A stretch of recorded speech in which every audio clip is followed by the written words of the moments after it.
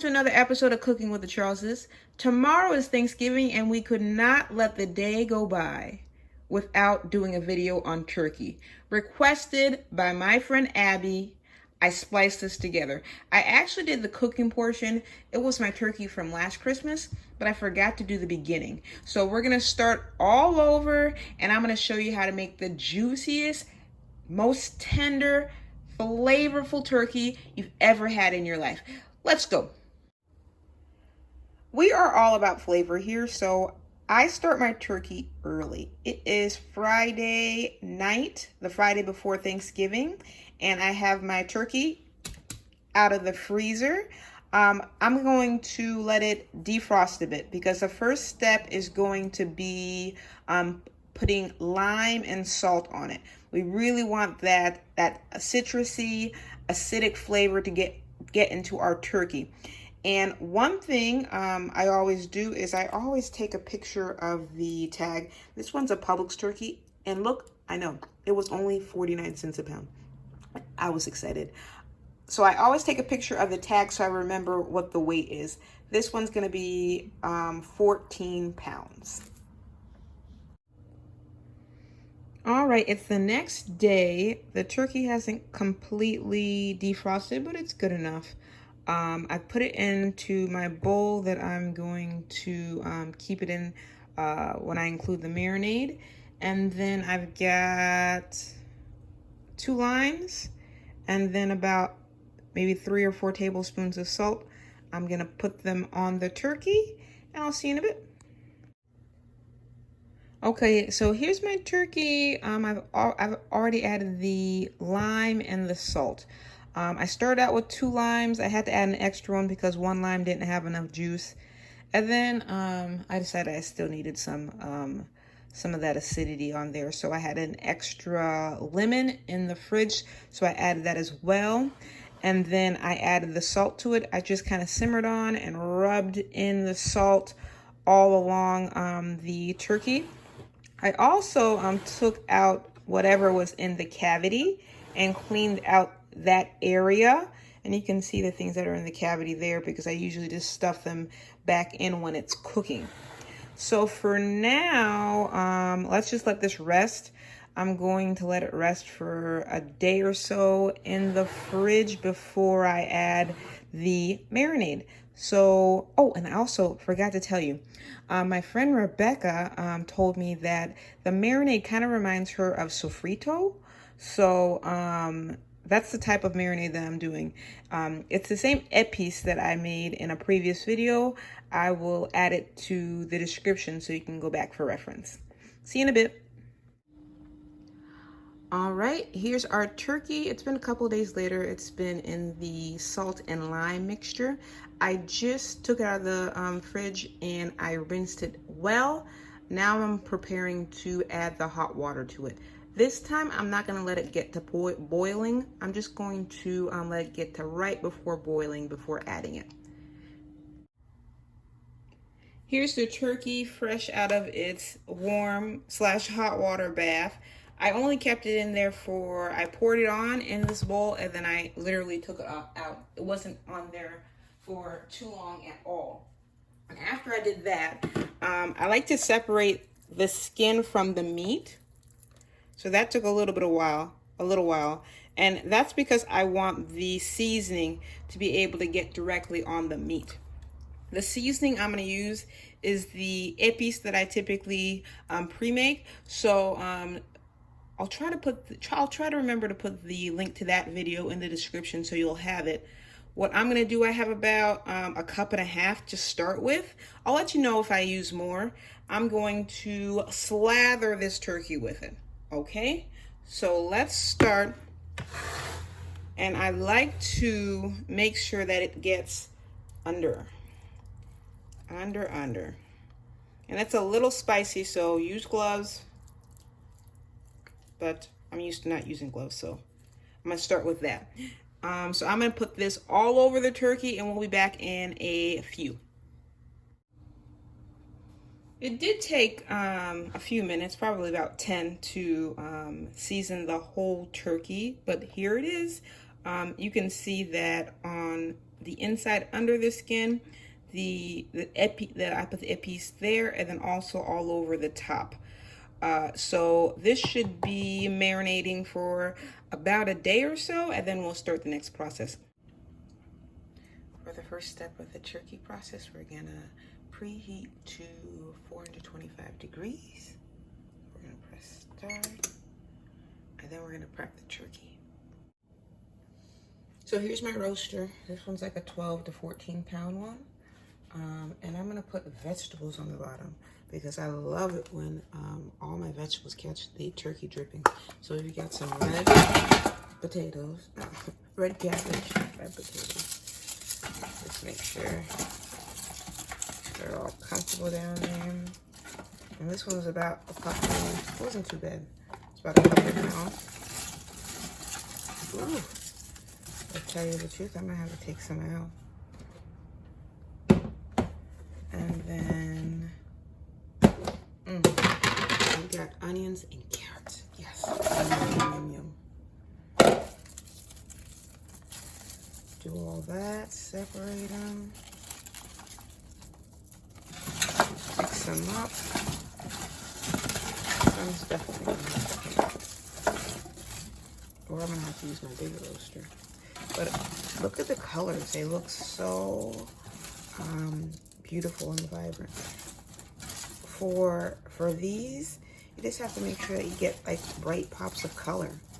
So that is what I'm gonna do. I'm just making some space for the turkey.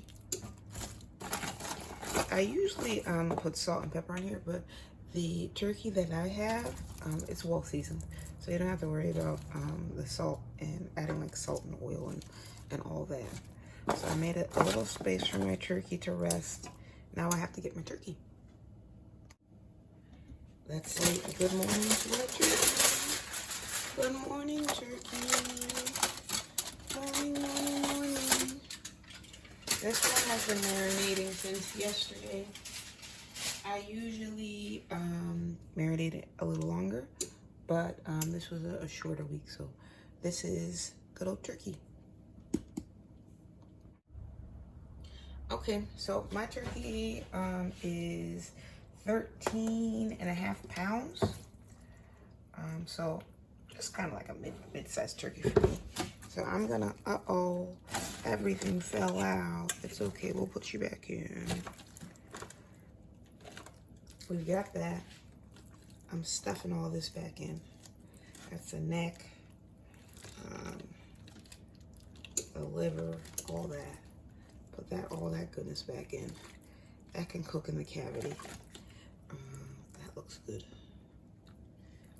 All that there. It's just a little snug, but it fits fine. All those vegetables will catch those juices. And then what we're gonna do now is we're going to, ooh, looks so good. What we're gonna do now, I'm gonna have to tie up the legs, and then I'll pour over the rest of the seasoning over the turkey. Okay, so give me a few minutes. The turkey seems gigantic. It's not that gigantic. Just the pan's a little small, but it still fits. So we're going to, what I usually do, I usually tie up the first leg, and then I just go over to the other. Put the cord under, let it go on top, and then you can just tie it up, tie it up. Yes, yes, yes, yes, yes. Yes, I'm gonna put it right under. And that's where it's gonna rest. I guarantee you it won't come unloose. It will not come on. Just adjusting my turkey just a little bit. All right, I'm gonna wash my hands and come right back, okay? Okay. Now we have all this lovely broth left over. We're gonna have to pour that on, because that's going to be what our vegetables, our delicious vegetables, soak up. Delicious, delicious, delicious. Ooh. Just realized there's not a lot of space here. That's all right. More space than on the other counter. Ooh. And then on top of that, I'm gonna put a little bit of water to get the remainder, just a little remainder that's left in the pan. And then we'll pour that in there as well. A lot of juices for these vegetables. Don't worry about these vegetables. They're going to reduce significantly. So that's all done. We're gonna cover. I'm transferring it to the bigger one.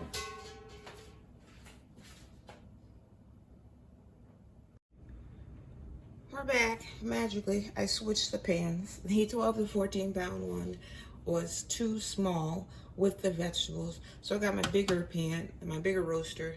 This one's up to 20 pounds, I believe, and it fit nicely. So we'll take it at that. Covers, wonderful. So we just have to wait for the oven to finish preheating. So the oven has preheated to 425, and then what we're gonna do is we're gonna actually decrease it to 325 and let that cook low and slow for a couple of hours. And we just want that initial blast of heat from the higher one, but we want the slow and low and slow for the actual cooking. Turkey's going in the oven. You don't have to put any fat on top of it to begin with. After the first couple hours, you'll be able to put a little butter on top if you like. But for the initial part, you don't need any. I forgot to adjust my oven. You don't need any fat. So let's put this in the oven. Ooh. See you in a couple hours. Put legs first. Put legs towards the back, okay? It's been 2 hours. 2 hours at 325. We're gonna up it to 350, but we gotta uncover it first and add butter. Let's see if I can do this one-handed, okay? Let's uncover. Well, it's looking good. It's looking good. Yeah, let's add the butter. Just a minute, I'll be right back. I'm putting the temperature to 350 now.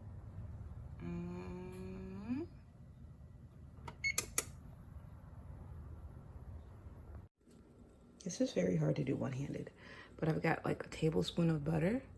I'm just gonna put that on top. Ooh. Put it all around. Come on. All the good spots. Well, that one fell. I'll get it afterwards. Then we're gonna close up and then we're gonna cook for about another hour and a half at 350. Let's take a look. Let's take a look at how the turkey's doing. It's been about an hour and some change, maybe 10 minutes and 15 minutes. And turkey is just about done. Ooh, it looks so crispy and delicious. Let's get her out. So here is turkey out of the oven. You can see the vegetables deflated a bit. Oh my, oh my. Oh, oh, I love it, I love it. Oh, that is delicious. Delicious, it's steaming. I'm gonna let it cool down for about 30 minutes to an hour before I cut into it. But it ended up taking about an hour and 10 minutes after. It didn't need to take the whole 90 minutes after I increased the temperature to 350. So make sure you keep an eye on your turkey. You don't want it dry. That's the last thing that you want it. What helped me here was like, you know, that little popper thing that pops out when it's done. So that helped me. But if you don't, well, I also double check with my meat thermometer. So you can do that as well. Whew. I can't wait to cut into this.